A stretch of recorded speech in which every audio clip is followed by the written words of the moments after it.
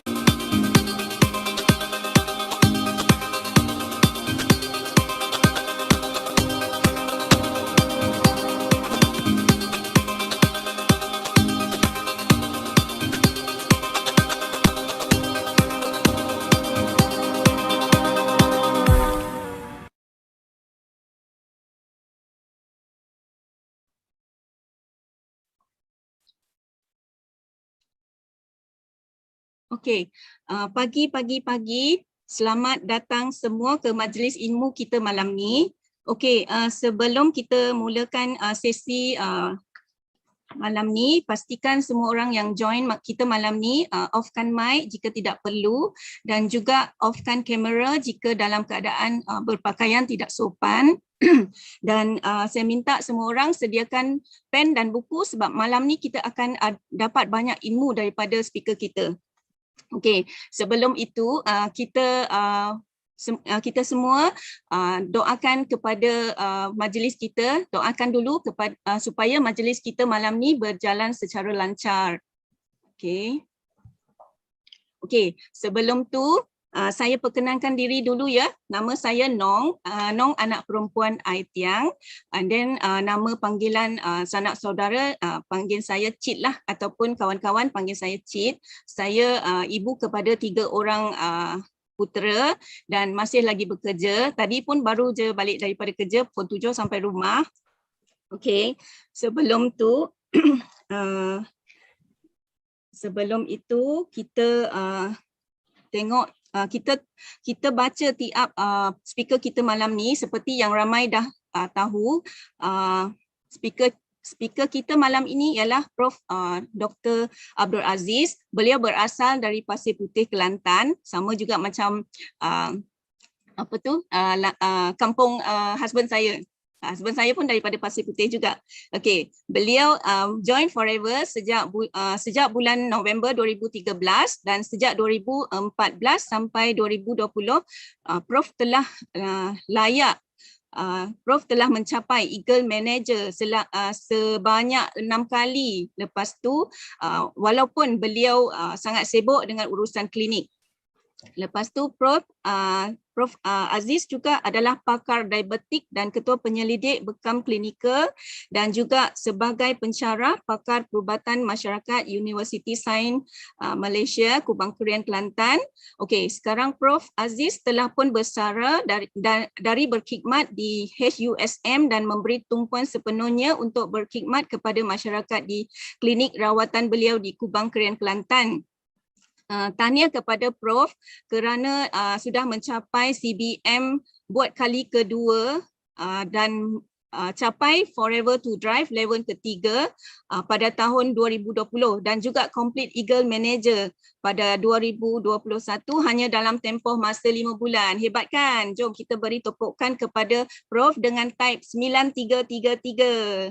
Okey, dan sila kita sama-sama persilakan Prof untuk beri ucapan dengan menjemput beliau type 1. Silakan Prof. Terima kasih Nong Cit. Bismillahirrahmanirrahim. Alhamdulillahirabbil alamin wassalatu wassalamu ala asyrafil anbiya'i wal mursalin wa ala alihi wa sahbihi ajmain. Alhamdulillah bertemu kembali kita di dalam majlis pada hari ini, pada malam ini dan pada pagi ini. Dan majlis ilmu, dan saya harapnya majlis ilmu kita pada hari ini akan memberi manfaat dan mendapat restu daripada Allah Subhanahu Wa Taala.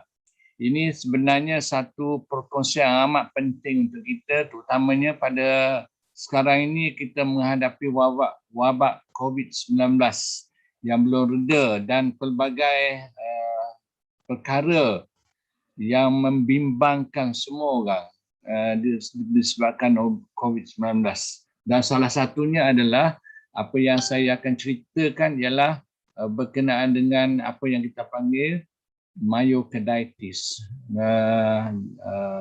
yang disebabkan oleh salah satu sebabnya adalah disebabkan oleh vaksin. Jadi kita akan dengar semua perkara ini ya. Jadi perkara-perkara ini cukup penting untuk kita lihat supaya kita faham. Itu satu. Dan kita faham bahawa ini tajuk pada hari ini adalah kita panggil heart disease atau penyakit yang berkaitan dengan sakit jantung. Begitu penting lagi sekali jantungnya. Dan saya harapnya saya boleh terangkan perkara ini dalam masa 1 jam dan juga mungkin kalau MC izinkan kita boleh menjawab beberapa soalan ya. Tetapi soalan tu kena tunggu di bahagian akhir sekali. Jadi pada peringkat awal ni kita dengar betul ya.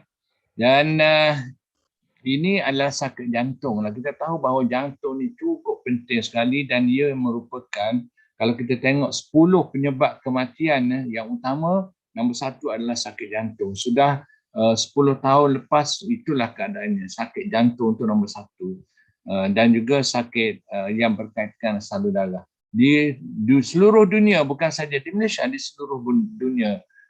Jadi penyebab utama kematian adalah sakit jantung. Okay.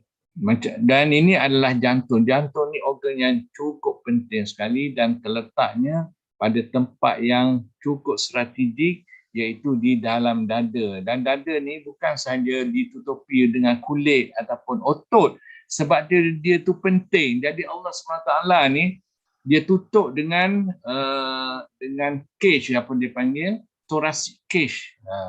Ataupun dia panggil satu tulang rusuk tu sebenarnya dibuat begitu rupa supaya dia tak mudah untuk ditembusi. Jadi di dalam ni ada jantung. Jantung ni cukup penting. Dalam Al-Quran pun Tuhan sebut bahawanya ada satu kita ni kalau dia betul-betul tak suka, Allah ni tak suka pada seseorang tu, dia boleh sentak begitu saja jantung dan waktu terus mati. Itu disebutkan dalam Al-Quran. Itu nak menunjukkan betapa pentingnya jantung. Kalau tak ada jantung, orang tak boleh hidup. Tapi sekarang ni dah ada lah jantung palsu, dah ada. Tapi tak samalah dengan jantung asli. Jadi macam mana kita nak tahu seseorang itu menghidap sakit jantung adalah dengan satu benda yang kita test, yang kita panggil elektrokardiogram, yang macam graf tu. Kalau kita pergi ICU ke CCU ke, kita nampak benda ni kan. Ini dia panggil elektrokardiogram. Jadi graf ni sebenarnya mengukur arus elektrik di dalam badan, di jantung tu sendiri. Jadi sebenarnya badan kita ni bergetar tau, sentiasa bergetar. Dan semua kejadian Allah SWT ni bergetar, termasuk alam ni. Kalau kita, macam mana kita tahu adanya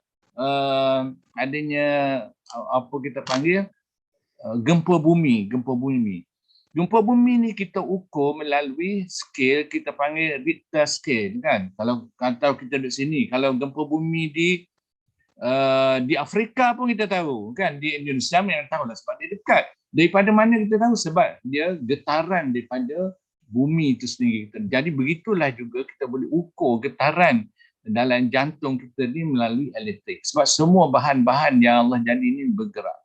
Ini adalah bentuk jantung yang normal lah. Jantung normal, dia terletak di dalam dada ni macam sini kan. Dalam dada keadaan kita boleh ukur dia. Jadi dia ada 4 bilik sebenarnya. Sebelah kanan kita panggil atrial kanan dan juga ventricle kiri sebelah kanan. Kemudian sebelah kiri itu atrial kiri dan juga ventricle kiri. Jadi sebelah kanan tu ialah darah yang masuk daripada badan kita ni tanpa oksigen. Yang warna biru tu maksudnya tanpa oksigen. Dia masuk dari seluruh badannya pergi ke jantung sebelah kanan dahulu. Dan jantung sebelah kanan tu dia akan pump balik darah tu, dan darah tu pergi ke mana? Pergi ke paru-paru. Jadi di paru-paru ni akan berlakulah pertukaran. Maknanya darah yang mengandung oksigen tu akan diambil, darah tanpa oksigen tu akan dikeluar dalam bentuk nafas. Jadi itulah pentingnya paru-paru, pernafasan ni penting. Kenapa? Kerana tanpa oksigen seseorang tu tak boleh hidup. Cuba try, cuba tengok, cuba kita tahan nafas kita. Berapa lama boleh tahan? Mungkin seminit, mungkin 2 minit. Kalau orang teruk lagi, orang baru kena COVID ni mungkin setengah minit dah tak boleh dah. Sebab paru-paru dia rosak.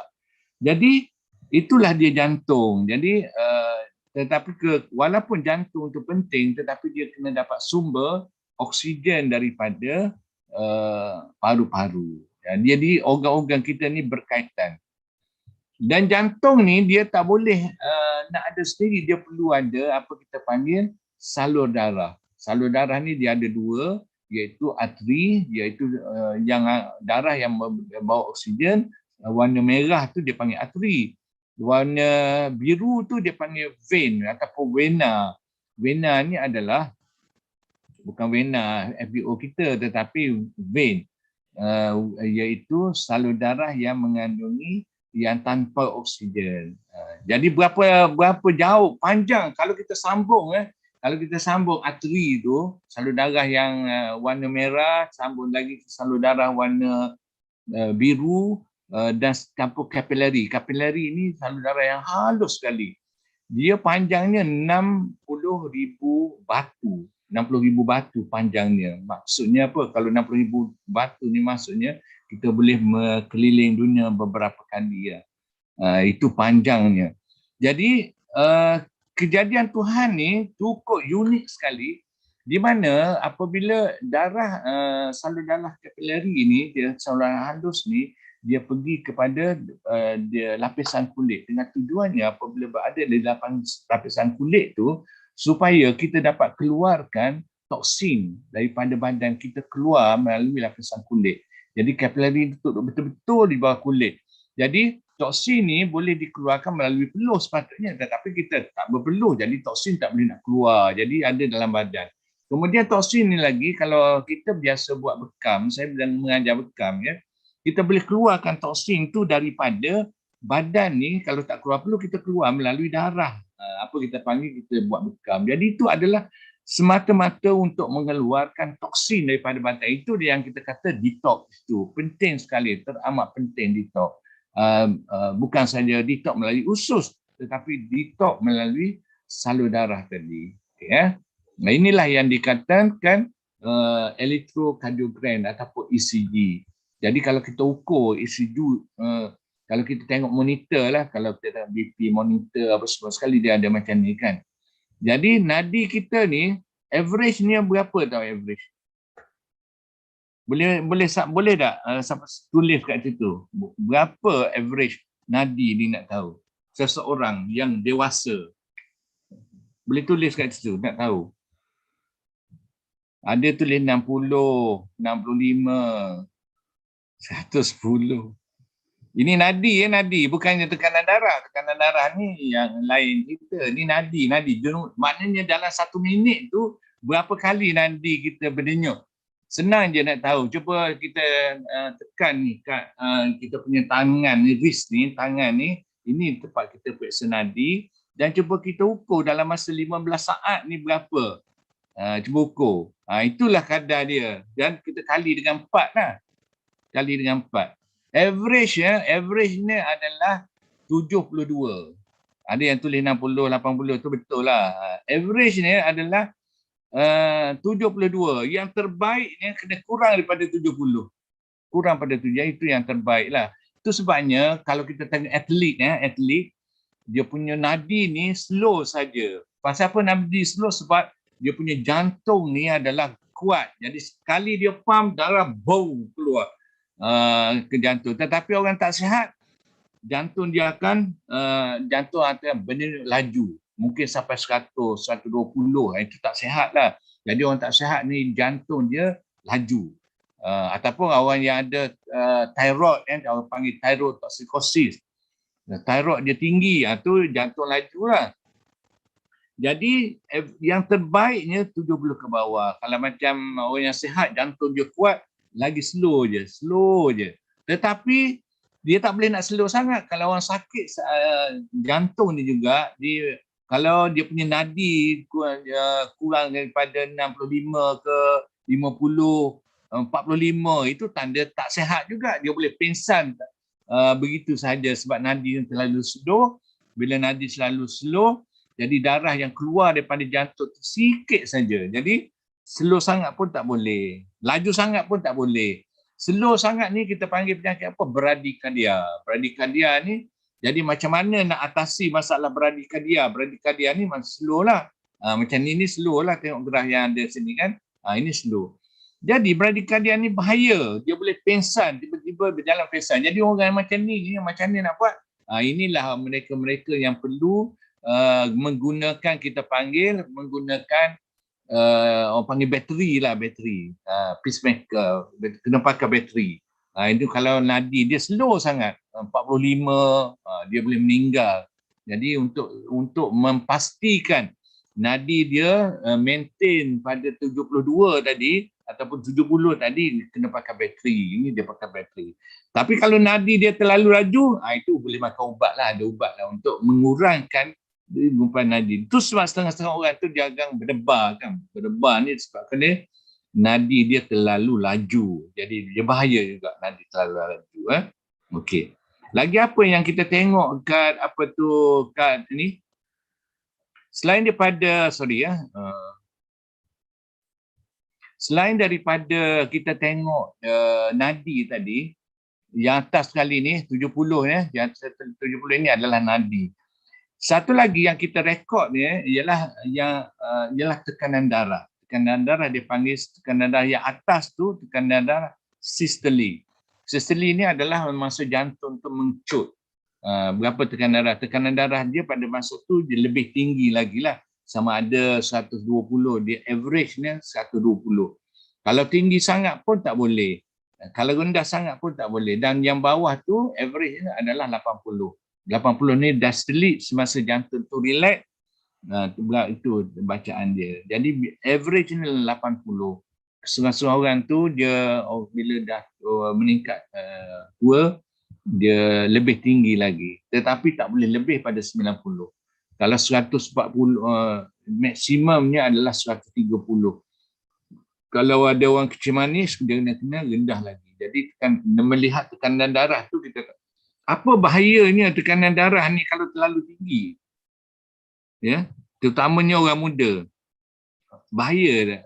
Jadi bahayanya tekanan darah ni kalau terlalu tinggi dia boleh naik walaupun dia makan ubat. Jadi ini penting sekali terutama orang muda, dia makan ubat, dia kata okey dah dia sebab makan ubat. Dulu sakit kepala kan, ni dah tak ada dah sakit kepala dan dia ingat dia ni terkawal.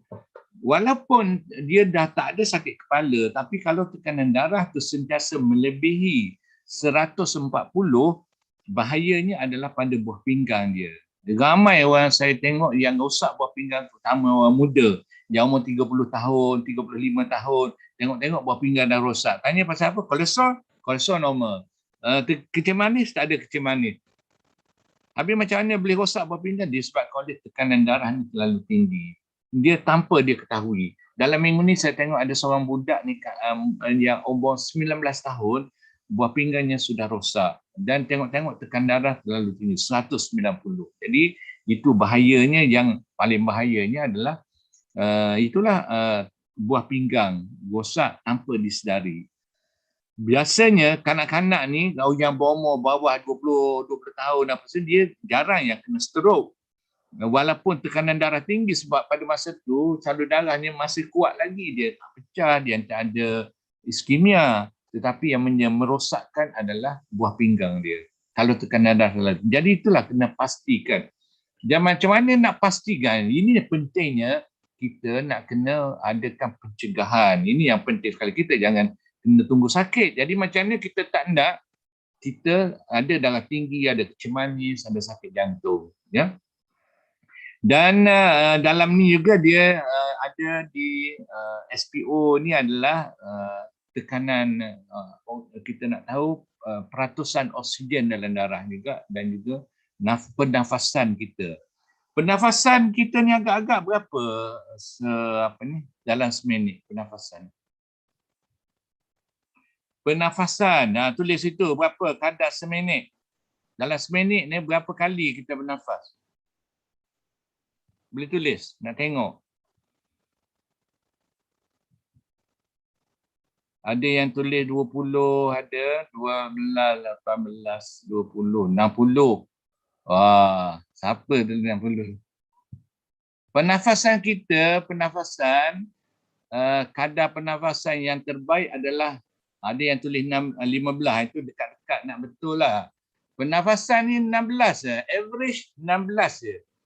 16 kita turun tarik nafas, tarik nafas keluar nafas ni 16 seminit. Itu yang normal lah.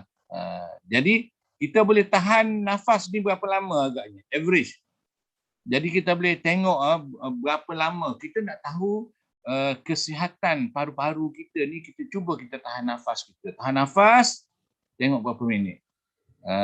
Jadi itu boleh tengok. Jadi average orang yang sihat ni boleh tahan nafas dia paling kurangnya 1 minit, 60 saat. Jadi kalau nak tahu, kalau tak sampai 1 minit, ini menunjukkan paru-paru ni tak sihat dah. Jadi kena buat sesuatu. Kena banyak makan pomastin, kena banyak minum madu dan buat exercise. Nak pastikan paru-paru ni sentiasa sihat. Supaya antioksidan yang bagus adalah daripada pomastin. Jadi kalau paru-paru tak sihat tu, kena banyak-banyak minum lah. Walaupun nampak kita tak ada sakit apa-apa pun, tapi kalau paru-paru kita, kalau kita tak boleh nak tahan nafas, tak sampai seminit pun tak boleh tahan nafas, itu maksudnya paru-paru ni dah hampir koyak lah, tak koyak lagi. Hampir koyak. Jadi kena cepat-cepat bertindak lah. Okay, ya. Jadi apakah jenis-jenis sakit jantung yang kita nak bercakap pada hari ini? Yang pertama kita panggil ialah coronary heart disease ataupun sakit jantung coronary. Yang keduanya angina ataupun sakit jantung disebabkan oleh kekurangan oksigen. Myocardial infarct ni ataupun dalam bahasa Melayunya adalah kita panggil serangan jantung. Serangan jantung, ya. Kemudian heart failure. Heart failure ni adalah lemah jantung. Dan juga yang terakhirnya myocarditis. Dan inilah myocarditis inilah sekarang ni tengah naik. Dulu tak ada. Tiba-tiba je masa COVID ni dia ni meningkat dengan banyak, terutama di kalangan remaja. Kalangan remaja umur belasan tahun, 19, 20, 21. Selepas ambil, terutamanya bagi mereka yang mengambil vaksin, dia pasti banyak, bukan saja di Malaysia ni tetapi seluruh dunia dilaporkan myocarditis ini meningkat dengan mendadak sekali semenjak COVID ni melanda, iaitu semenjak suntikan vaksin ini. Okey, ya. Jadi ini kita panggil coronary heart disease ni adalah sakit jantung disebabkan oleh sumbatan salur darah kepada jantung itu sendiri. Ya, jantung, ya. Di US, di Amerika, setiap 43 saat ada seorang yang kena serangan jantung.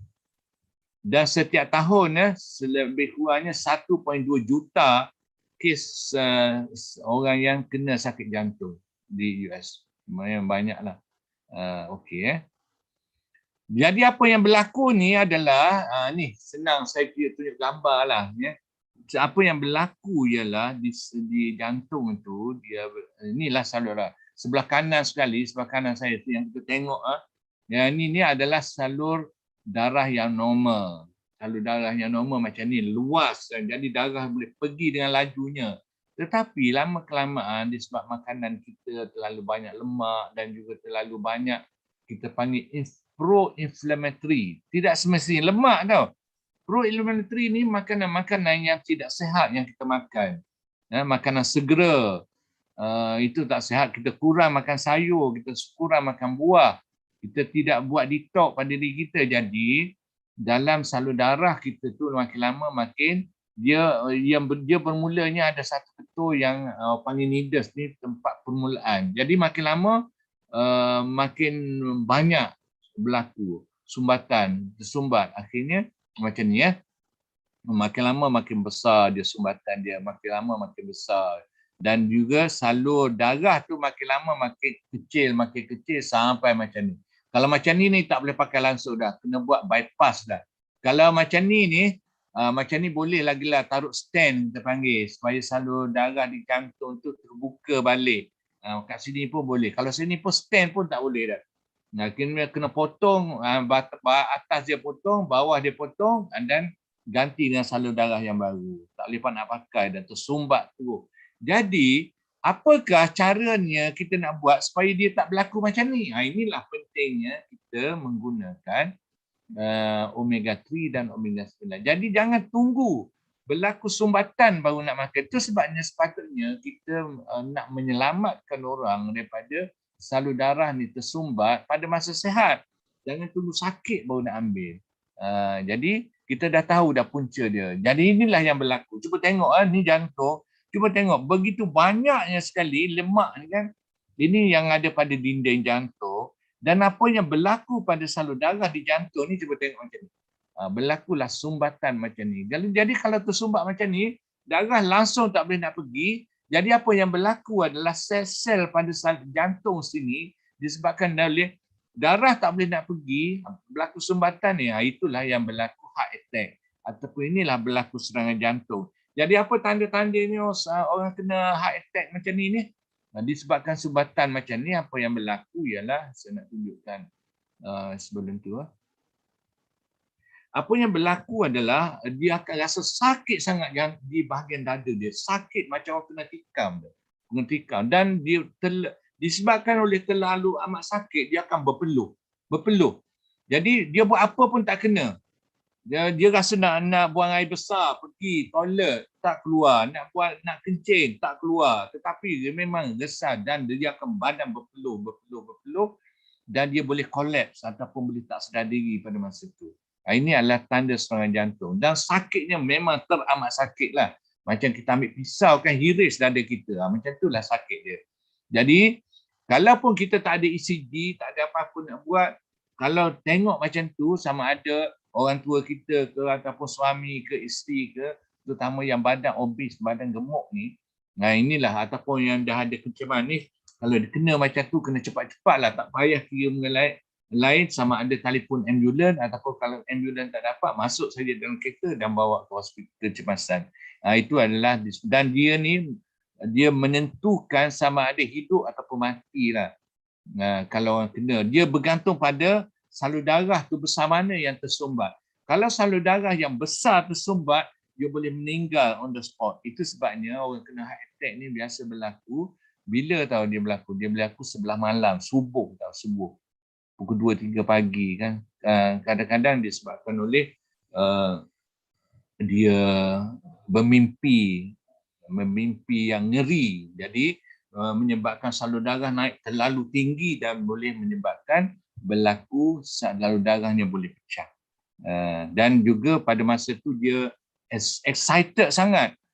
Dia excited. Dalam mimpi dia orang excited tengok. Dan dia memerlukan oksigen yang banyak pada masa tu. Tetapi disebabkan oleh salur darah ni terhad. Tak boleh, salur darah tersumbatnya. Dia nak oksigen banyak. Jadi itu yang menyebabkan dia belok. Dia berlaku sumbatan dengan banyaknya dan menyebabkan sel-sel pada jantung tu mati. Ini kalau kita tengok gambar ni kan, dihitam kan, ini tanda-tandanya sel pada jantung tu sudah mati. Dan inilah yang dikatakan heart attack. Jadi inilah yang menyebabkan kesakitan. Sebenarnya kesakitan yang sama berlaku kalau kita ni berlaku sumbatan pada kaki pun sama.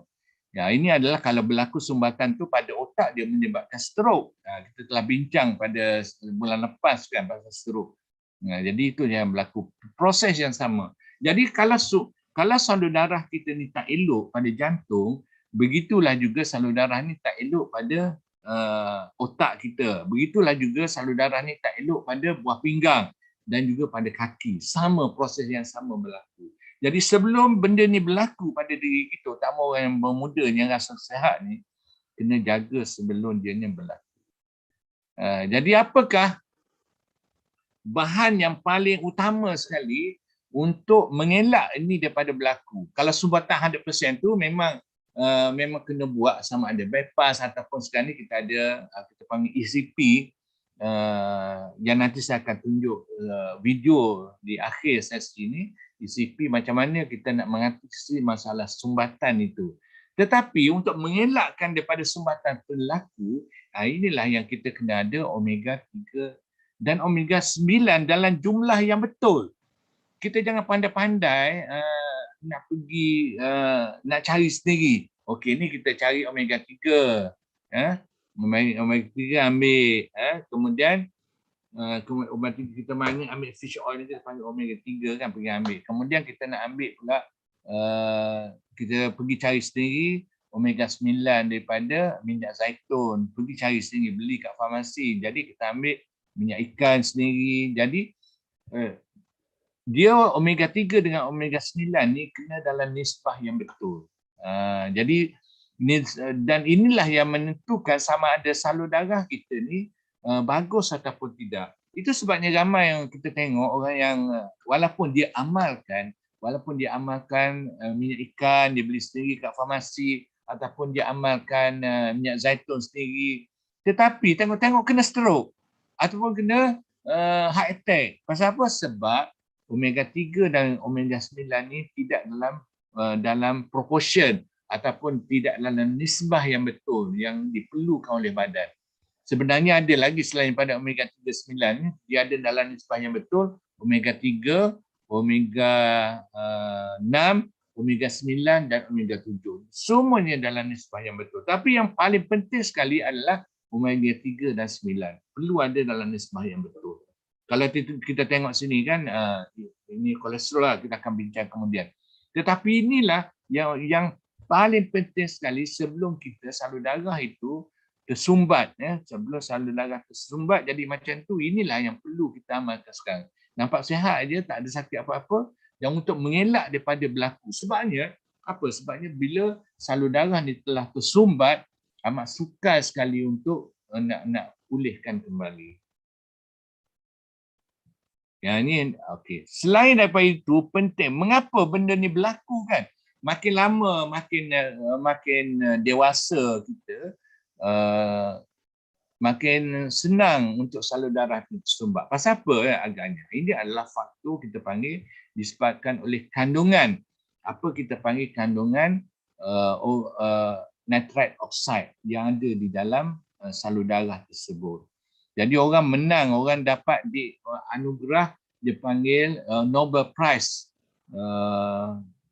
Nobel Prize dia sebab apa? Sebab dia jumpa bahan yang boleh menyebabkan salur darah ini terbuka luas, iaitu bahan kita panggil nitrate oxide. Ini dia panggil miracle molecule.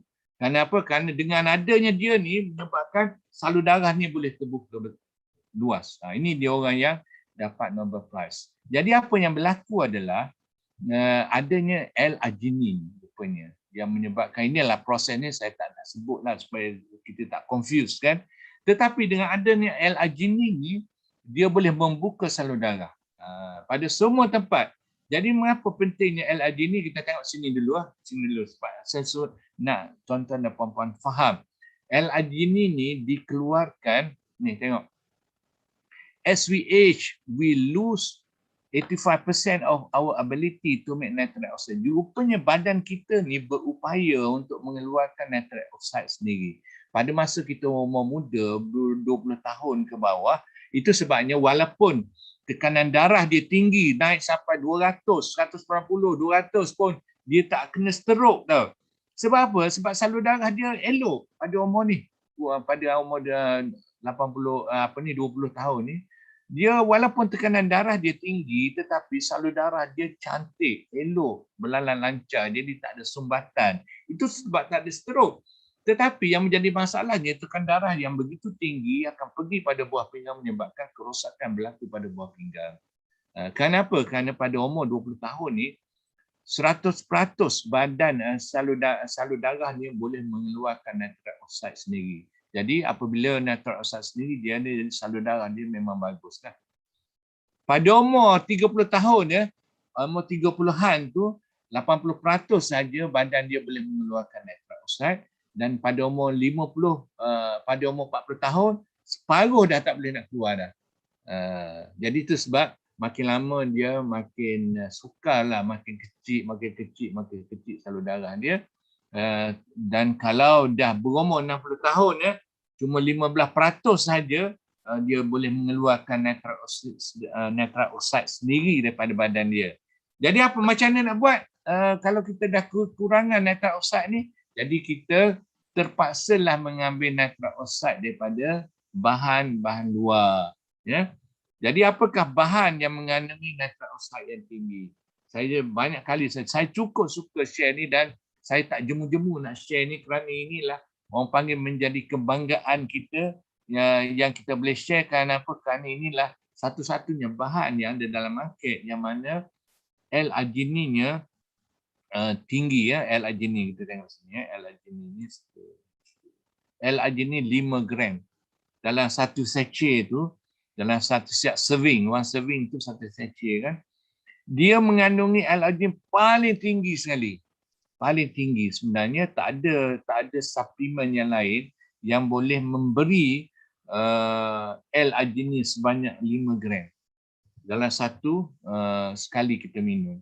Jadi itu sebabnya apabila kita berumur, walaupun tak ada heart attack, walaupun tak ada stroke, penting sekali orang yang sudah berumur 40 tahun ke atas ni, 40 tahun ke atas mula mengambil L-arginin. Sebab apa tengok? Apabila umur 40 tahun ke atas, kita tengok nitrat oxide-nya cuma 50% saja lagi boleh mengeluarkan nitrat oxide sendiri. Jadi kalau dia tak buat apa-apa, tak ambil arginin makin lama makin sempit, makin lama makin sempit sampai inilah terpaksa kena heart attack. Jadi mesej yang saya nak sampai ialah jangan tunggu kena heart attack dulu baru nak ambil ubat, baru nak ambil minyak ikan, minyak zaitun, kombinasi ataupun artik C. Jangan tunggu kena stroke dulu ataupun heart attack dulu baru nak ambil arginin. Yang jadi masalahnya kebanyakan saya tengoklah pengalaman saya lah bila berjumpa dengan sakit yang menjadi masalahnya kita tunggu sakit dulu baru ini baru dah tak ada baru. Anak-anak pun macam tu. Anak-anak ni nak keluarkan duit untuk mak ayah dia ni bila sakit teruk saja, bila masuk hospital barulah boleh keluarkan duit. Oh, mak nak makan apa? Okey, ni suplemen baru. Dan sebetulnya pada sebelum sakit itulah yang kita nak korbankan untuk mak dan ayah kita. Sebelum dia sakit, katalah dia ni dah berumur 50 tahun, kita tahu salur darah dia tersebar, inilah masa kita nak sponsor dia ataupun kita nak bagi, bekalkan kepada mak dan ayah kita. Ini adalah, kalaupun kita tak beli emas belian pada mak kita pun, paling kurang kita boleh bagi bahan-bahan yang boleh membantu kesihatan jantung dan salur darah dia. So jangan tunggu nak kena stroke dulu baru nak keluarkan duit. Jadi kita sebagai anak, saya suka nak pesan lah. Saya sendiri dah tak ada dah. Mak ayah saya dah meninggal lah. Jadi kita rasa apabila meninggal ni kita rasa kehilangan tau. Jadi bagi tuan-tuan dan puan-puan yang ada lagi mak dan ayah, inilah masa untuk orang panggil contribute. Masa untuk berbakti pada mereka. Dan jangan berbakti kepada mereka, jangan tunggu dia sakit. Pada masa sekarang lah kita kena habiskan duit kita supaya mak ayah kita ni sihat. Dan macam mana nak suruh dia sihat? Inilah benda-benda yang kita kena bagi. Jangan tunggu dia kena stroke, jangan tunggu dia rosak buah pinggang, jangan tunggu dia kena heart attack baru kita nak keluarkan. Jadi sebab apa? Sebab kita nak mencari rezeki dan kita nak Allah membantu kita, kita kena create ataupun kita kena adakan keadaan di mana Allah suka pada kita. Dan apa yang Allah suka pada kita ialah apabila kita menyebabkan orang lain suka. Contohnya orang yang terbaiknya adalah yang dekat dengan kita kan. Kita bagi kesukaan pada mereka. Selain daripada kita bagi harta, kita bagi harta lah, sama ada kita beli rumah untuk dia ataupun beli kereta untuk dia, tetapi yang pemakanan pun kita kena bagi juga kepada dia supaya dia sihat. Alhamdulillah sihat, mak sihat kan. Jadi tiap kali paling kurangnya kita boleh jumpa dan bagi. Inilah masa kita untuk sponsor. Setiap bulan bahan-bahan yang macam inilah yang kita kena bagi kepada mak dan ayah kita supaya mereka ni kekal sihat. Kalau 60 tahun lagi lah, kalau 60 tahun, kalaupun dia ni belum tak kena apa-apa, dan ni sebab kita tahu cuma 15% saja bahan yang nitrat oxide dia keluar secara normal. Ini asal lah saya spend masa yang lebih di sini kerana ini merupakan asas untuk tuan-tuan dan puan-puan faham berkenaan dengan ini RG saya sebut. Ini adalah satu bahan yang kat luar lah, dia tak berani nak tulis tau. L-arginin dia berapa, tak berani nak tulis kerana tak tahulah, mungkin terlalu sedikit kot. Saya jangka terlalu sedikit. Jadi tak ada angka kat situ. Dia tulis saja ada kandungan arginin. Mungkinlah kandungan arginin 0.0000 1%, mungkin. Kita kena sangka baiklah, tapi dengan tak tulis tu kita sendiri tahulah. Okey ya. Jadi inilah nitrat oxide. Mengapa dia pentingnya? Kerana dia boleh menyebabkan Kalaulah antioksidan itu kurang, dia jadi free radical lebih, menyebabkan stres, L-arginine reductase tu berlebihan. Jadi kita kena ikut. Okey. Dah sebut tadi kan pasal myocarditis. Myocarditis ini adalah satu keadaan di mana keradangan berlaku pada jantung. Myocarditis in young people after mRNA COVID-19 vaccinated higher than expected. Ini adalah kenyataan daripada WHO.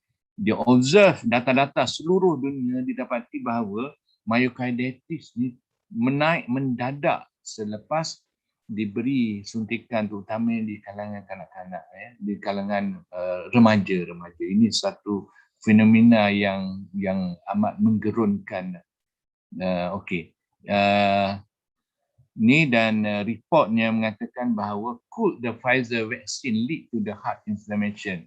A report found a link to myocarditis. Jadi memang telah dibuat kajian, memang report mengatakan bahawa ini myocarditis ini adalah link secara langsung. Jadi kita kena berhati-hati.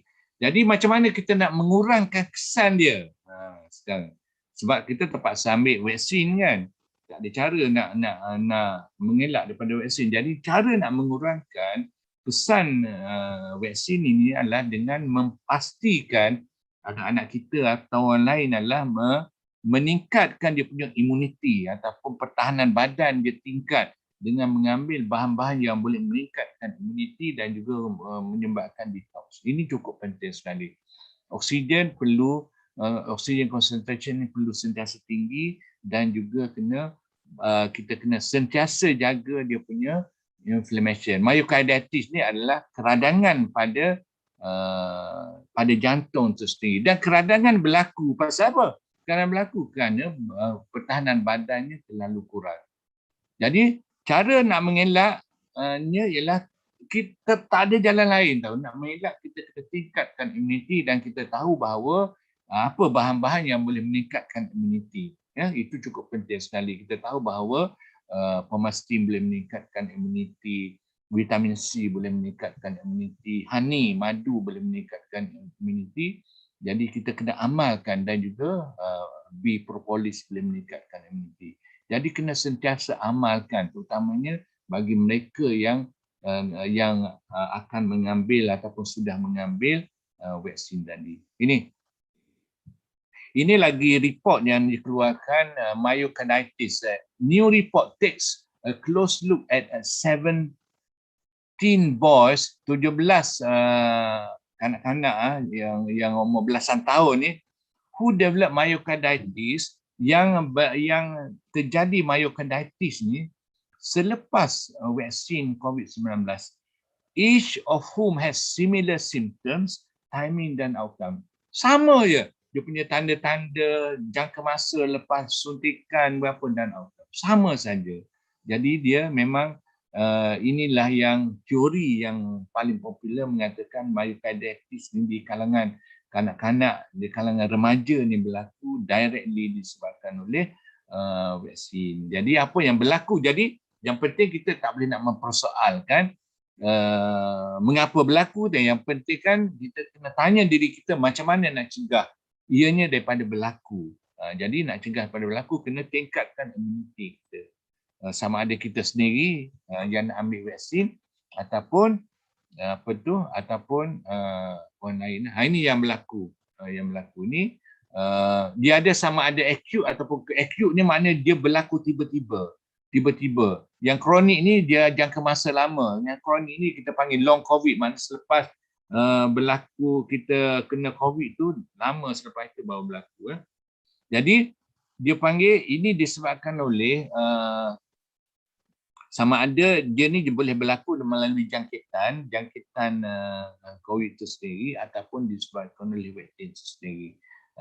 Jadi proses yang berlaku dan yang orang panggil membimbangkan, dia boleh berlaku disebabkan dia boleh menyebabkan bradikardia atau boleh menyebabkan nadi ni slow je. Sampai 35, 45, ini memang teruklah, boleh collapse. Ataupun nadi ni berlaku terlalu laju, boleh juga macam tu. Kalau kronik ni biasa dia laju lah. Okay. Ini adalah rupa kalau kita buat postmortem orang yang meninggal disebabkan oleh myocarditis ni, inilah rupa dia punya jantung dia memang teruk lah dan boleh meninggal. Okey. Dan sebenarnya ini myocarditis ni boleh menyebabkan kegagalan jantung untuk jangka masa lama. Kegagalan jantung ni macam ni lah. Dia jantung ni tak boleh nak berfungsi dengan normal lagi jantung. Ni yang kita panggil lemah jantung. Bahasa kita biasa. Jadi apa tanda-tanda lemah jantung? Macam ni lah. Dia punya mata terbeliak macam tu. Dan juga kulit. Dan kulit ni dia pucat saja. Sebelum ni hemoglobin dia elok, dia pucat. Sebab apa? Sebab oksigen tak sampai. Jadi kalau kita biasa kita tengok, kita ni merah dia kan. Sebab oleh oksigen banyak pada salur darah, pada darah sel darah merah kita, ini pucat. Dan dia ni tersemput. Berjalan 2-3 langkah sudah semput dan dia kadang-kadang ni dia otopnia ni dia tak boleh nak baring menentang tak boleh, dia kena duduk. Tidur pun sambil duduk. Itu dia tanda-tanda dia. Pasal apa berlaku macam tu? Disebabkan oleh bila lemah jantung tak boleh nak berfungsi dengan elok, menyebabkan paru-paru dia ni dipenuhi oleh air. Air di dalam paru dia dan ini menyebabkan tekanan darah rendah yang biasanya 120/80 kan. Ini tiba-tiba tekanan darah dia turun kepada 70, 80. Yang atas tu, yang bawah ni mungkin 40-50 saja. Ini adalah tekanan darah rendah dan boleh menyebabkan kematian serta-merta. Dia boleh muntah, dia boleh ascites, perut dia kembung, dipenuhi oleh air, sembab. Dan sembab ni bukan lagi sebelah kaki. Kalau orang mengandung, dia sembab bahagian kaki saja kan. Ataupun orang yang baru-baru kena sakit jantung ni, dia sembab kaki saja. Yang ini sampai perut dia bengkak. Kalau orang lelaki dia punya skrotum, dia punya batu tu pun bengkak. Mungkin bengkak lah, macam bola macam tu, sampai dia berjalan pun terpaksa kangkang, tak boleh nak berjalan betul sebab kulit bengkak. Dia punya skrotum tu bengkak. Dan juga muka pun boleh sembab. Jadi rupa macam itulah dia tak boleh nak duduk baring betul. Jadi terpaksa baring sambil duduk gitu. Dan kalau kita ukur oksigen dia, memang oksigen ni kita guna oximeter kan. Nak ukur oksigen ni memang rendah lah, mungkin 80, 70, 65 dan ini biasa terpaksa masuk CCU lah kadang macam ni. Ini dia panggil heart failure. Jadi kegagalan jantung ni untuk untuk mempam darah ke seluruh badan. Jadi dia gagal begitu dan itu menyebabkan dia ni berlaku heart failure. Okay, Jadi sekarang ni tanda-tanda heart failure macam mana? Dia semput, tak boleh nak fokus, lemah badan, confused, tak boleh nak buat kerja apa-apalah. Nadi terlalu laju, batuk dan juga bengkak seluruh badan saya dah sebut. Okey. Jadi apakah faktor-faktor yang menyebabkan benda ni berlaku? Yang pertama sekali gaya hidup lah. Gaya hidup kita tidak exercise, terlalu sibuk nak exercise. Jadi dan juga makan pun tak teratur, air pun kurang. Jadi saya rasa MBOs ni semuanya lifestyle bagus lah, tetapi kena pastikanlah supaya sebelum kita keluar tu kita ambil aloe vera, kita ambil RTC, ambil honey paling kurang dan air ni kena cukup, paling kurangnya 2 liter sehari. 2 liter sehari air Jadi dan air ni sebenarnya kena paksa diri kita supaya kita dapat ambil dengan betul. Okey Jadi ini berkaitan dengan gaya hidup kita lah. Penyakit-penyakit ini penting sekali untuk kita kawal. Terutamanya adalah di sini saya nak sebut perkara-perkara yang kita boleh kawal. Benda yang tak boleh kawal ni tak boleh nak buat apa lah kan. Contohnya ini kita panggil yang kita tak boleh nak kawal dan yang boleh kawal. Ni yang tak boleh nak kawal, umur tak boleh nak kawal ni kita terpaksa meningkat kan. Bangsa tak boleh nak kawal, jantina tak boleh nak kawal. Biasanya sakit jantung ni dia berlaku pada orang yang berumur dan pada kalau di Europe, di Amerika ni yang mereka yang kulit berwarna lagi tinggi, lelaki lagi tinggi daripada wanita. Tetapi wanita ni selepas dia menopause dia tinggi. Kalau masa muda ni dia kurang kena sakit jantung. Pasal apa agaknya? Agaknya lah pasal apa saya cakap kan, wanita ni dia pada masa lepas menopause dia dah berhenti haid ya. Pada masa itulah ramai yang kena sakit jantung. Pada masa dia muda jarang kena sakit jantung. Agak-agak pasal apa? Boleh tulis kat sini. Nak tahu. Kalau tak tidur kan. Yelah menopause tu period tak keluar lah. Tetapi nak tahu pasal apa? Hormon, darah kotor, toksin. Agak-agak apa? Hormon apa agak? Betul hormon tu betul. Hormon apa? Hormon apa agak? Ada ni. Aminatis. Hormon estrogen. Ya, betul hormon estrogen. Jadi apa yang berlaku ialah pada masa orang ni, wanita ni masih menses, keluar darah haid ya, setiap bulan, itu berlaku disebabkan hormon estrogen dia tinggi, estrogen dia. Jadi dia sebenarnya keluar haid ni apabila hormon estrogen progesteron tu tak dia pada masa hormon estrogen tu rendah, pada masa itulah dia akan berlaku haid. Jadi dan hormon estrogen ni dia protektif, dia protect daripada kena jantung. Jadi apabila seseorang itu sudah menopause, sudah berhenti haid dia, hormon estrogen ni kurang, rendah betul.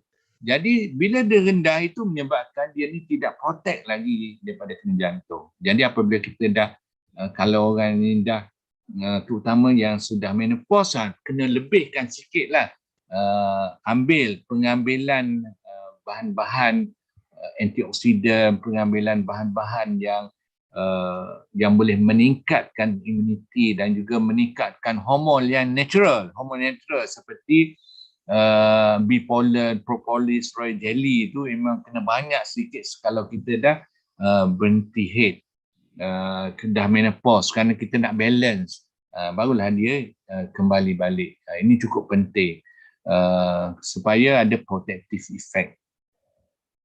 Itu dari segi gender ataupun dari segi lelaki perempuan ya, hereditary ataupun dan inilah yang penting yang kita nak elakkan, yang perkara faktor-faktor yang kita boleh tukar overeating, makan terlebih ya, makan terlebih.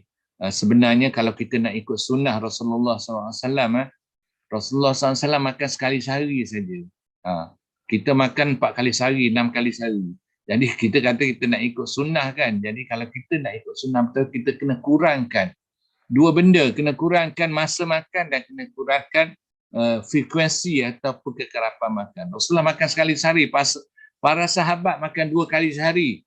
Sahabat ni lebih sikit. Dan kita hari ni makan 6 kali sehari. Itu sebabnya, itu yang kita panggil overeating. Kita makan terlalu lebih lah. Dan makanan pun terlalu banyak lemak. Tambah lagi, yang berani lagi, yang merokok, drinking ni mungkin tak ada lah kat sini kan. Yang sedentary lifestyle ni mungkin disebabkan oleh gaya hidup kita lah. Tak ada exercise. Jadi kita kena ambil masa lah. Terutama orang Islam. Orang Islam kita kena ingat hadis daripada Rasulullah sallallahu alaihi wasallam yang mengatakan, yang maksudnya lah, saya bagi tahu maksudnya, sesungguhnya kamu ni badan kamu ni ada hak terhadap kamu, keluarga kamu ni ada hak pada kamu, Allah juga ada hak pada kamu. Jadi kamu kena tunaikanlah hak-hak mereka ni. Maksudnya apa? Maksudnya badan kita ni pun ada hak pada kita. Esok nanti di akhirat nanti badan kita pun akan tuntut. Dia tanya bahawa engkau sepatutnya exercise kan 3 kali seminggu tapi tak buat exercise. Macam apa yang kita nak jawab? Jadi kita kena bagi masa untuk diri kita untuk buat exercise, nak makan yang betul. Itu adalah hak badan kita pada diri kita. Ini belum lagi cerita hak isteri kita ataupun hak suami pada kita, hak anak-anak pada kita, hak ibu bapa pada kita kan. Kadang-kadang kita faham hak orang lain pada kita tapi kita tak faham ataupun kita not aware ataupun kita buat saja hak diri kita ni kepada kita. Inilah yang menyebabkan kita makin lama makin teruk. Dan satu lagi hak yang kita kena tunaikan adalah hak Allah, hak Tuhan tu kepada kita. Itu pun kita kena tunaikan juga. Jadi ini sedentary lifestyle of society tadilah. Ini dah sebut tadi kan. Okay. Kolesterol. Jadi ini dah pun saya dah sebut tadi. Jadi sekarang ni kita nak pergi kepada macam mana cara kita nak elak ni daripada berlaku. Inilah yang perkara penting sangat untuk tuan-tuan dan puan-puan ingat. Ini cukup penting sekali. Saya, pengalaman saya, semasa saya 26 tahun di hospital kan, kita tengok pesakit kita ni makin lama makin ramai tau. Setiap tahun makin bertambah. Bukan makin kurang. Setiap tahun bertambah. Jadi kita pun bagi ubat. Tapi tak kurang-kurang je. Orang sakit tak kurang, satu. Yang keduanya komplikasi dia tak kurang-kurang juga. Pelik kan? Jadi kalau kita kata ubat ni betul, bagus, sepatutnya bilangan pesakit makin kurang. Dan juga orang yang ada komplikasi, ada daripada penyakit, makin lama makin kurang kan? Tetapi tidak macam tu tau. Makin banyak. Jadi apa maksud? Maksudnya kita tak boleh nak bergantung pada ubat semata-mata untuk berubat. Kita kena cegah daripada awal. Itu sebabnya apabila saya hampir-hampir nak bersara, fokus saya telah bertukar daripada maknanya 100% bergantung pada ubat, kita tukarlah. Dan itulah alhamdulillah Allah SWT tunjukkan jalan kepada saya. Rupanya untuk hilangkan penyakit kencing manis ini adalah tidak bergantung pada ubat semata-mata. Ubat ni kena ambil jugalah. Dan kita berjaya, saya nak bagi tahu kita berjaya berhentikan orang yang ambil insulin. Ini satu kejayaan yang besar. Saya banyaklah kali saya kongsikan bahawa kita boleh reverse ataupun kita boleh tukar atau kita boleh sembuh. Diabetik, kencing manis boleh sembuh. Orang kata diabetik ni tak boleh nak sembuh kan. Tapi kita berjaya menyembuhkan dengan menukar gaya hidup dia dan menukar cara dia makan. Orang yang ambil insulin atau orang yang ambil insulin 4 kali sehari pun kita boleh berhenti insulin dengan cara, tapi dengan cara yang betul lah. Nak buat tu kena tahu, jangan buat kita cara bila saya kata macam itu semua berhenti, tak boleh macam tu. Dia ada cara dia. Dan alhamdulillah saya setakat hari ni ramai dah orang yang boleh sembuh sepenuhnya. Begitu juga orang yang buah pinggang, orang sakit buah pinggang. Kalau tanya doktor-doktor kat hospital, doktor, mak saya ni dah rosak buah pinggang ni, dah tahap 4 ni, ataupun dah tahap 5. Doktor hospital sana tu kat katalah kat UIA di Kuantan tu, doktor sana kata dah kena buat dialisis. Dia pun pergilah jumpa doktor di KMC, pakar buah pinggang. Doktor, saya punya mak ni sudah rosak buah pinggang lah. Dan doktor kat UIA tu dah suruh buat dialisis, dah suruh buat tapak. Macam mana? Ada harapan dah nak boleh?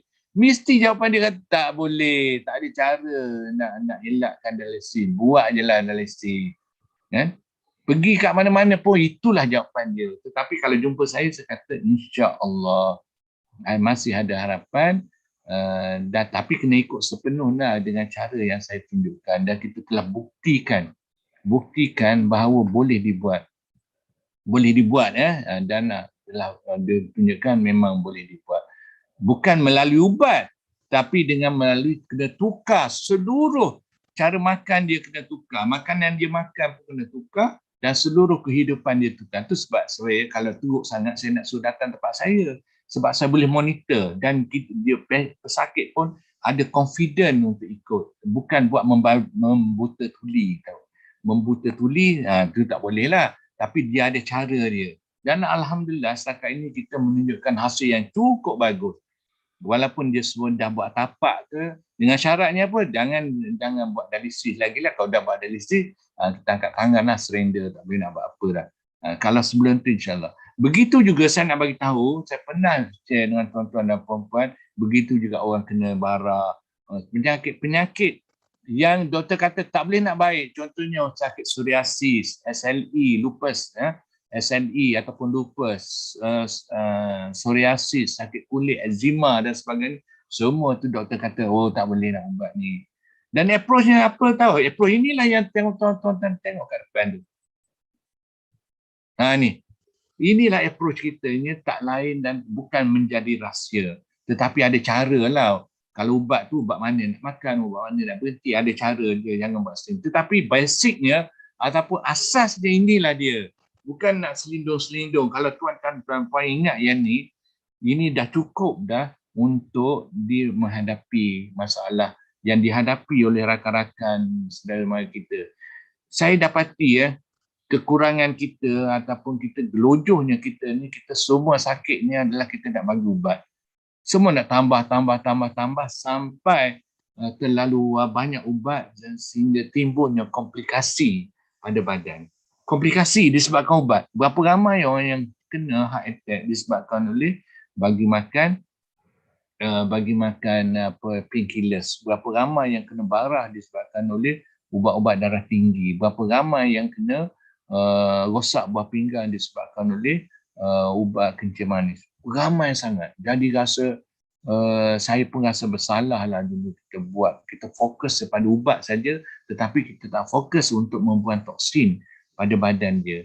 Jadi macam mana kita nak buang ataupun untuk detox pada badan. Jadi the first step adalah kena detox. Dia tak ada cara lain, kena detox. Ini cukup penting sekali. Saya dapati bahawa kalau kita tak detox, ubat kita bagi macam mana sekalipun, banyak sekalipun, dia tak berkesan. Pasal apa? Sebab absorption ataupun penyerapan bahan-bahan tu, ubat tu daripada usus dia tak berlaku. Jadi you bagilah ubat tu sampai 10 biji sekalipun, yang masuk mungkin sebiji saja daripada 10. Maknanya 1/10 saja yang boleh diserap oleh badan. Kenapa? Kerana apabila ubat tu masuk dalam badan, terlalu banyak kotoran, najis tu terlalu banyak, jadi ubat-ubat sebiji yang telah tu melekat pada dalam najis saja, tak sempat pun nak pergi ke mana. Itu sebab kita kena bersihkan dahulu. Ini simple saja, bukannya rocket science tu. Benda simple, budak darjah 3 pun boleh faham. Jadi kita terpaksa tahu, memang itulah keadaannya, kita kena bersihkan usus kita, kena detox. Dan detox yang terbaik ialah dengan menggunakan bahan asli. Itu detox yang terbaik. Jadi kena detox terlebih dulu. Kalau kita bagi ubat-ubat ataupun kita bagi suplemen yang mahal kita beli, kita mungkin anak ni belajar di luar negeri, balik ni bawa suplemen yang terbaik yang mungkin harga juta-juta, tak adalah juta, mungkin ribu kan, ratusan ataupun RM1,000 pula, bawa balik ke mak dia dan bagi makan. Tak baik-baik juga. Pasal apa? Orang muda makan elok, tapi orang tua tak jadi-jadi makan. Rupanya dia tak detox. Itulah yang kekurangan ataupun kadang-kadang keangkuhan kita sendiri. Kita ni angkuh sangat, kita rasa kita belajar, kita tengok kat Google, dah betul. Dia cakap betul lah, kualiti ubat ni macam ni kan. Tetapi yang basicnya tak disebut. Yang basicnya apa? Kena detox terlebih dahulu. Kena bersihkan usus dulu, barulah bahan itu boleh diserap dengan elok, barulah dia berkesan. Jadi itu yang pertama sekali yang kena buat. Dan orang yang teruk lagi, apa yang kita kena buat? Orang teruk lagi adalah proses-proses detox yang lain. Dan detox yang kalau teruk lagi, kita pergi pada satu tahap detox pada darah, iaitu kita gunakan bekam. Itulah yang saya buat. Jadi kita pergi serentak detox usus dan detox badan, dua-dua sekali. Dan daripada kita buat macam itulah kita dapati hasilnya menakjubkan. Jadi sumbatan yang pertama yang kita nak selesaikan adalah sumbatan pada usus. Jadi itu kena keluarkan. Jadi mungkin kalau orang baru experience, ramai sakit-sakit saya yang baru experience menggunakan aloe vera gel ni, dia kata dia dah bertahun-tahun dah menghadapi masalah sembelit, masalah angin dalam perut, dan bila pergi jumpa doktor asyik pagi buat gastrik. Tapi tak selesai masalah. Kenapa? Kerana asas dia adalah usus dia terlalu kotor. Jadi kena bersihkan dulu itu.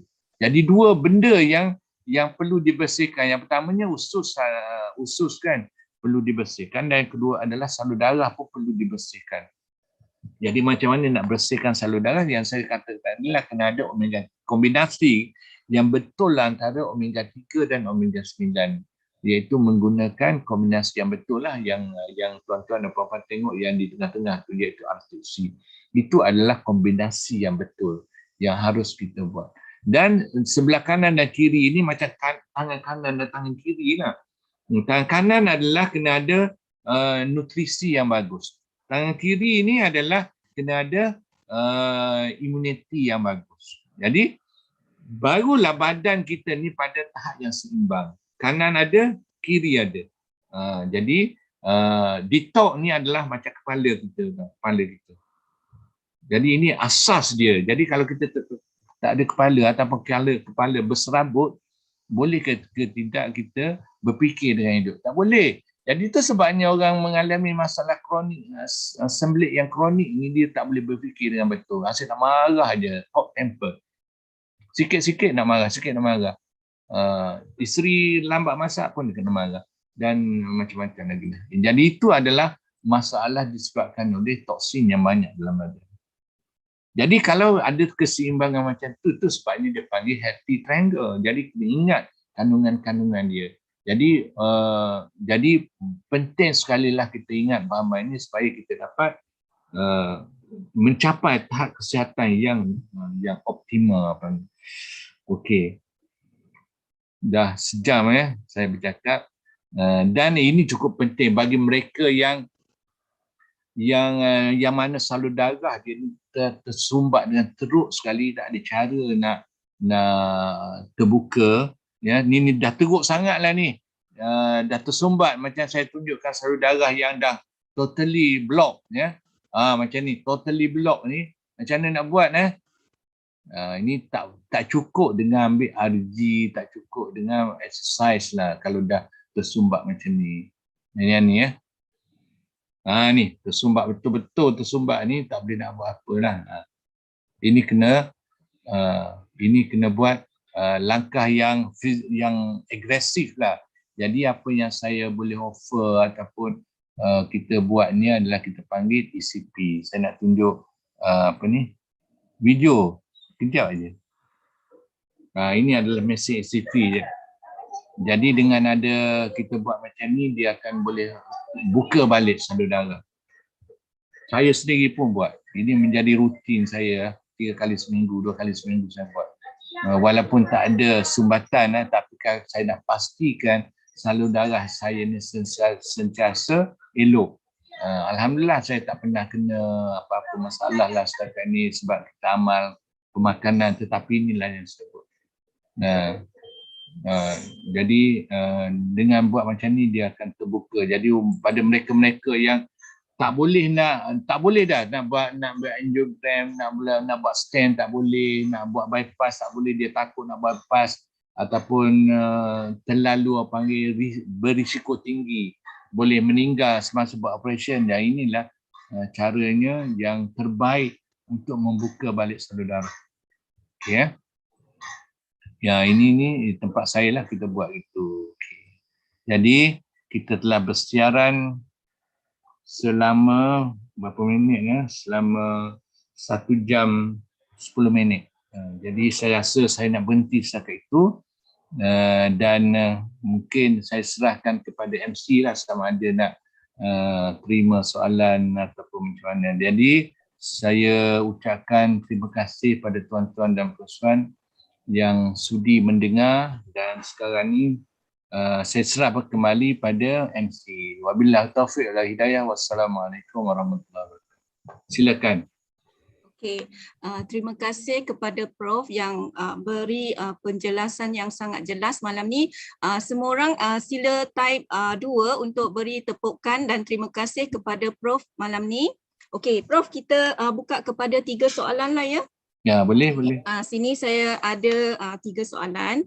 Satu daripada Nina Dahlan, dia kata uric acid tinggi boleh sebabkan darah tinggi tak turun ke Prof.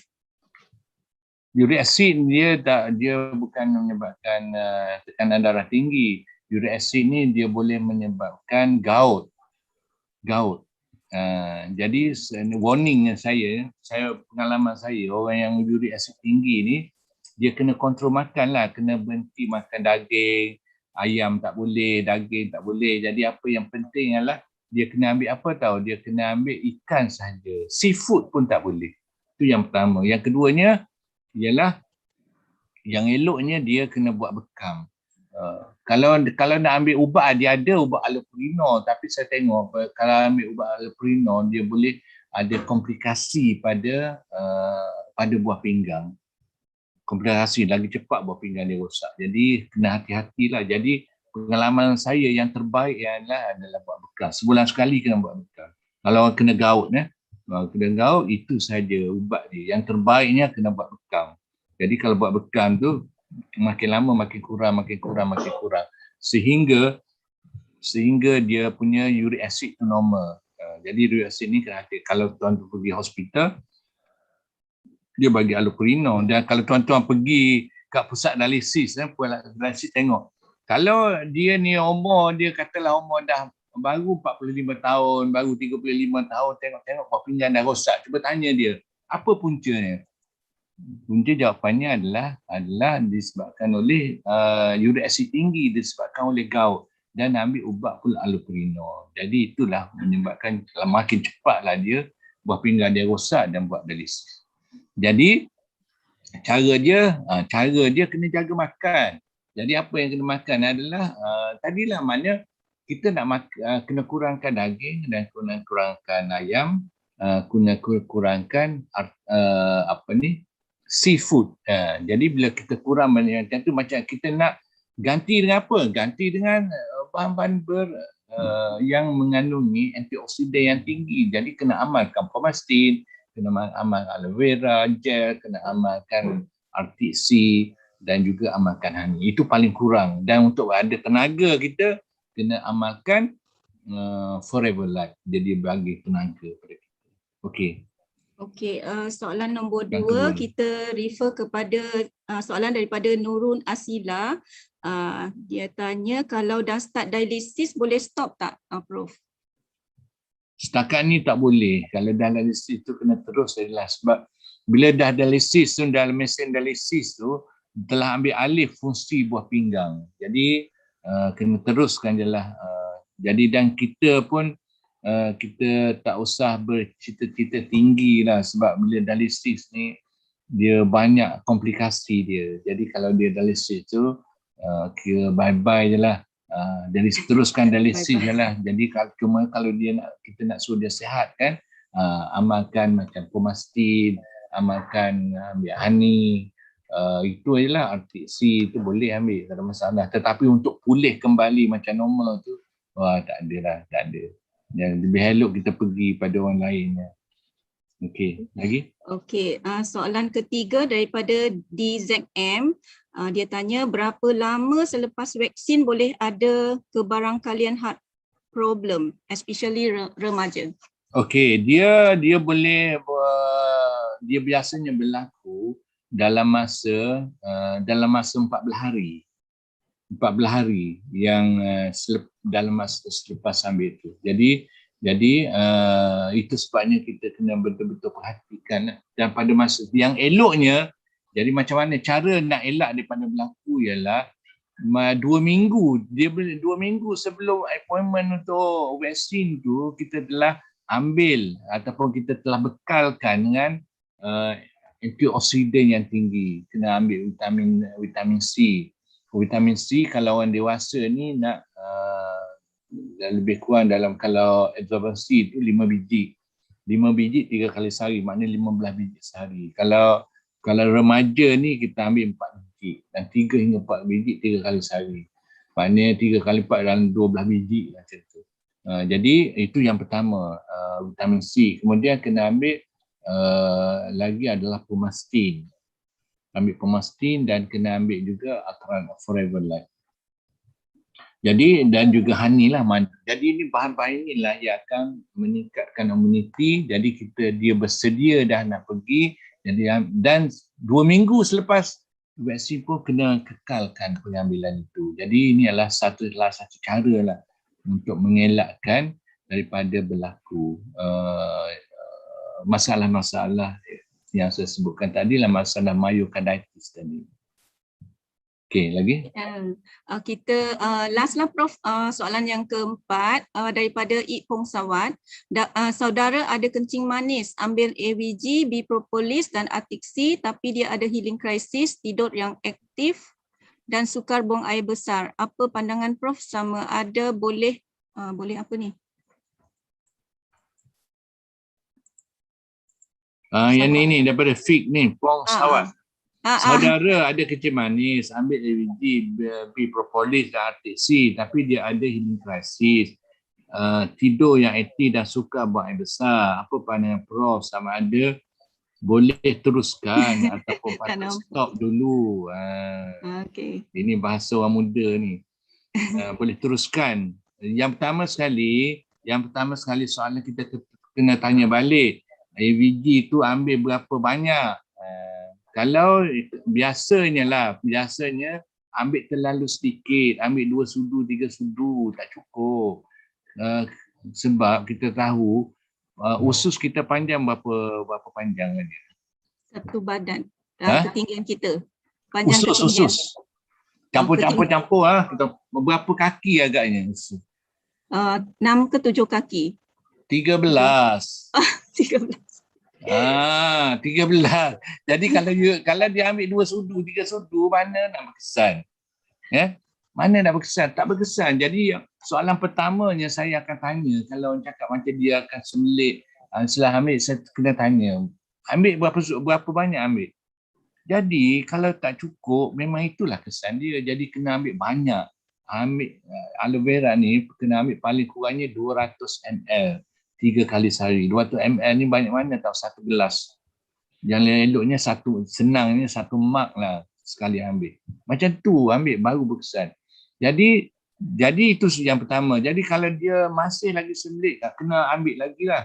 Dia tak cukup terlalu banyak, orang panggil najis yang tersumbat tu terlalu banyak. Jadi kena teruskan lagi. Dan dia biasanya akan keluar juga lah akhirnya. Jadi kena tanya dia lah. Saya rasa itu masalahnya. Masalah ambil ni tak cukup dos. Ya. Okey, Prof, boleh bagi satu soalan lagi tak last? Boleh. Saya tak kisah 10 pun boleh. Tapi up to you lah sebab you yang jaga masa. Okey. Daripada Kristi Yunus, dia tanya, Prof, kalau orang yang sudah operation bypass jantung bolehkah makan Atixi? Boleh, itu terbaik sebenarnya. Walaupun kita ingat macam ni, walaupun dia buat operation, jadi apa yang berlaku bila buat operation ni, dia tukar salur darah tu satu saja. Mungkin 1, mungkin 2, mungkin 3 salur darah yang tersumbat kan. Dan kita kena ingat bahawa selain daripada 3 yang tersumbat, paling banyak pun 3 lah mungkin kan. Selain daripada 3 yang tersumbat tu masih banyak lagi saudara lain yang juga tersumbat tetapi tidak sampai 80%. Yang sampai 80% je lah terpaksa dipotong, dibuang, diganti yang lain kan. Jadi banyak lagi saudara-saudara yang lain yang mana yang dah sampai 50% tapi tidak totally block, tidak tersumbat dengan betul. Itu sebabnya dia tak potong kan. Jadi banyak lagi. Dan yang kita buat tu, operation tu adalah kita buat untuk jantung sahaja. Jadi salur darah di dalam kepala macam mana? Macam tu juga. Salur darah kepala pun tersumbat juga. Tapi kita takkan nak buka kepala nak buat operation kan. Jadi dan proses, dan itulah berlaku juga pada salur darah yang ada dekat buah pinggang, salur darah di kaki. Sama juga.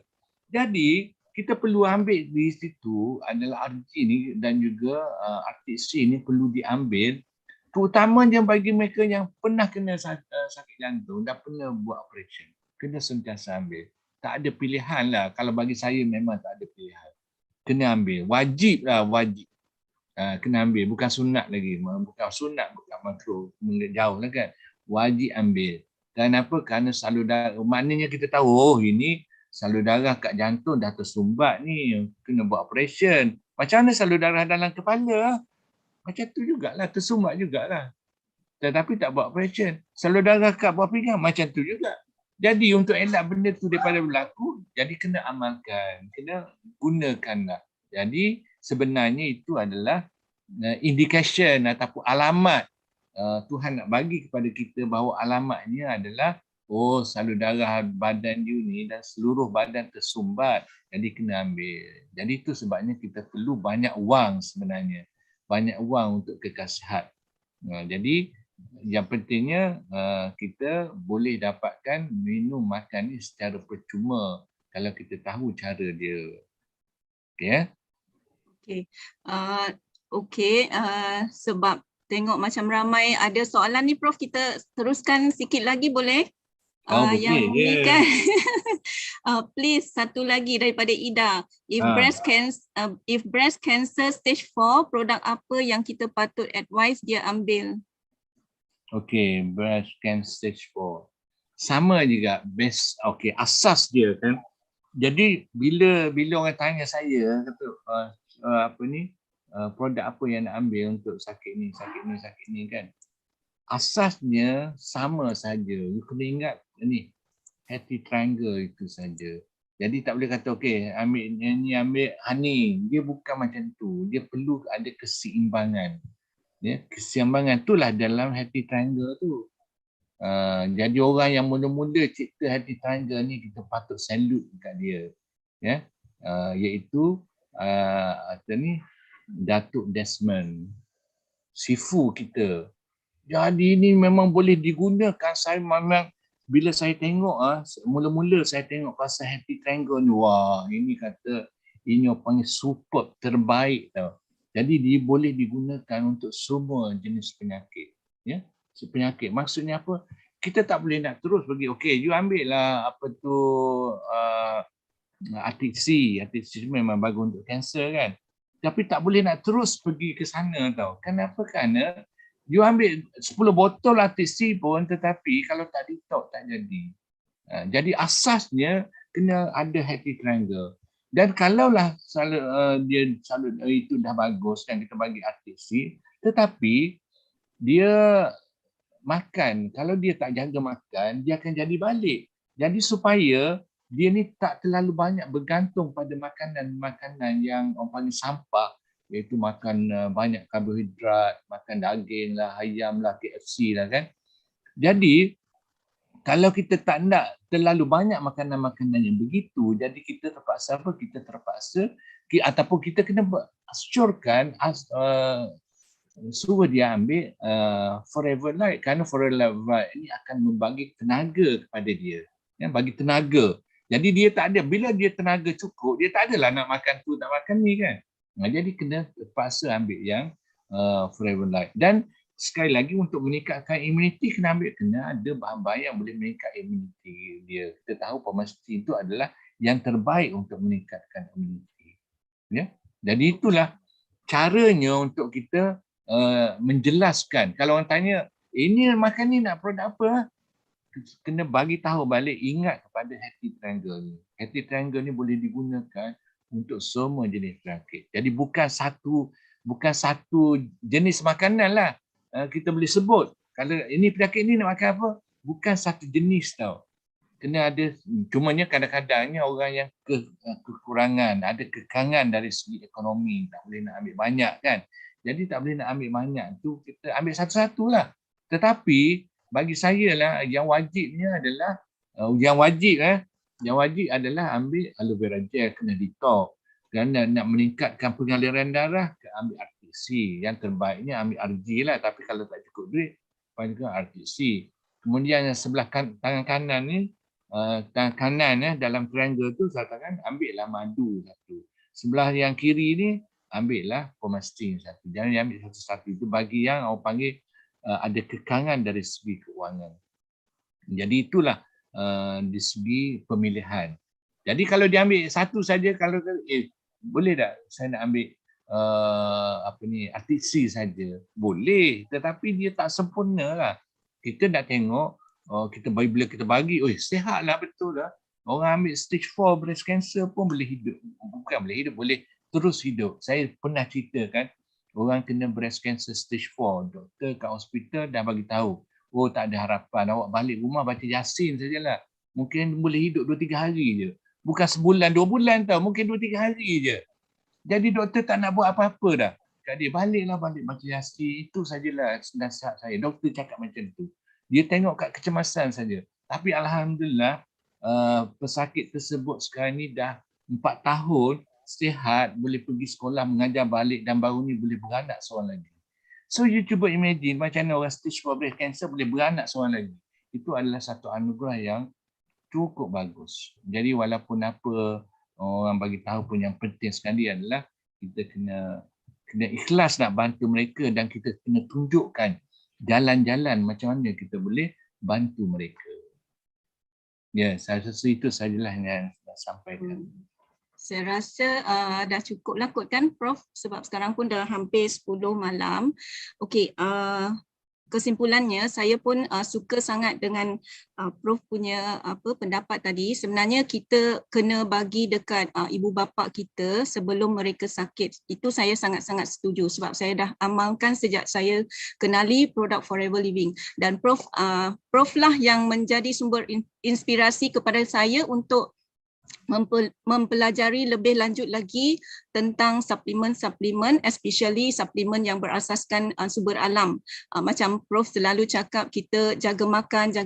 Prof selalu cakap kita boleh guna cara makan plant based tu kan. Itu memang saya suka sangat. Dan saya pun pernah try untuk makan cara plant based. Plant based tu memang elok sangat sebenarnya. Mungkin kawan-kawan boleh belajar cara macam mana nak makan plant based, sebab plant based sebenarnya senang je. Kalau macam produk kita pun banyak plant based sebenarnya, macam aloe vera tu pun dah sumber alam kan. So kita punya Forever Light tu, ataupun kawan-kawan nak check further lagi, you boleh type dekat Google Blue Zone. Blue Zone kan, dekat situ ada banyak maklumat berkaitan dengan orang-orang yang jaga pemakanan mereka. Sebab dekat dunia kita ni kan hanya 5% saja yang betul-betul jaga pemakanan. Mungkin kita boleh refer kat situlah. So siapa yang ada soalan lagi mungkin boleh refer dekat upline masing-masing. Upline mungkin bolehlah tanya kepada yang lebih arif macam mana kita nak selesaikan masalah masalah penyakit-penyakit tu. Macam Prof katalah, yang penting ialah kita jaga pemakanan kita.